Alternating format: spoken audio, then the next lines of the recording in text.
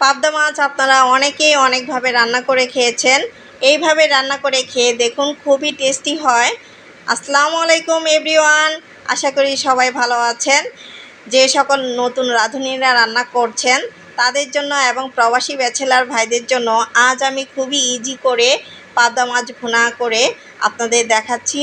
তো আশা করি এই রান্নাটি তোমাদের সবারই অনেক ভালো লাগবে। তো তোমরা আমার চ্যানেলটিতে যারা নতুন, আমার চ্যানেলটিকে লাইক সাবস্ক্রাইব করে আমার পাশেই থেকো। তো চলো এবার রান্না শুরু করি। ফার্স্টে আমি এখানে 5-6 টুকরা পাবদা মাছ নিয়ে নিয়েছি। গাইস, এখানে আমি পাবদা মাছ বড় দেখে কেটে হাফ করে নিয়েছি। তোমরা ইচ্ছে করলে আস্ত পাবদা মাছও এই নিয়মেই রান্না করতে পারো। তো আমি ফার্স্টেই কেটে ধুয়ে পানি ঝরিয়ে রাখা পাবদা মাছগুলোতে দিয়ে দিচ্ছি অল্প একটু লবণ, দিয়ে দিচ্ছি একটু হলুদ গুঁড়ো, একটু ধনে গুঁড়ো, একটু মরিচ গুঁড়ো দিয়ে পাবদা মাছগুলো আমি মেখে নিব। তো গাইস, এভাবে আমি পাবদা মাছগুলো মেখে নিয়েছি। এখন আমি চুলা জ্বালিয়ে কড়াই গরম করে নিয়েছি। এখন এখানে দিয়ে দিচ্ছি সয়াবিন তেল। তো সয়াবিন তেল এখানে আমি 3 টেবিল চামচ দিয়েছি। তো গাইস, তেল গরম হয়ে গেছে। এখন আমি মেখে রাখা মাছগুলো দিয়ে দিচ্ছি।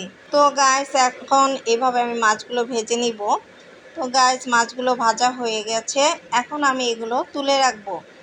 তো গাইস, অবশিষ্ট তেলের মধ্যে আমি দিয়ে দিব 4টি পেঁয়াজ কুচি করে রেখেছিলাম সেগুলো।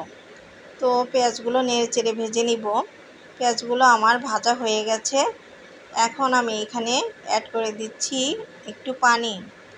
তো এখন আমি এখানে দিয়ে দিব 1 চা চামচ লবণ, 1 টেবিল চামচ হলুদ গুঁড়ো, 1 টেবিল চামচের একটু কম ধনে গুঁড়ো, হাফ টেবিল চামচ মরিচ গুঁড়ো দিয়ে আমি মশলাগুলো নেড়ে চেড়ে ভালো করে কষিয়ে নিব।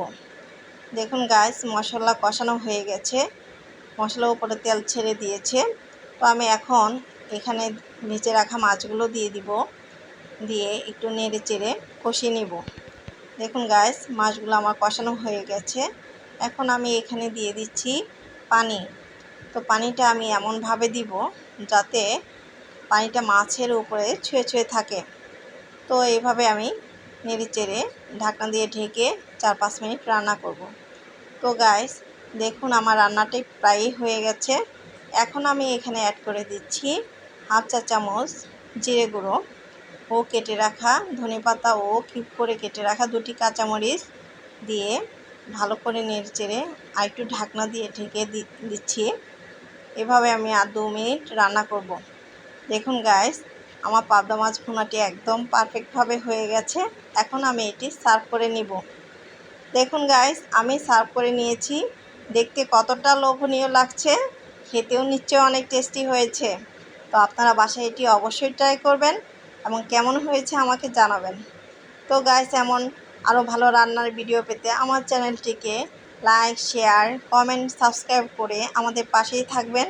তো গাইস, নেক্সটে আপনারা কোন কোন খাবারের ভিডিও দেখতে চান আমাকে কমেন্ট করে জানাবেন। আমি আপনাদের কমেন্ট অনুযায়ী রান্না করে আপনাদের দেখাবো। তো আবারও দেখা হচ্ছে নতুন কোনো ভিডিওতে ইনশাল্লাহ। ততদিন পর্যন্ত ভালো থাকবেন, সুস্থ থাকবেন। আল্লাহ হাফেজ।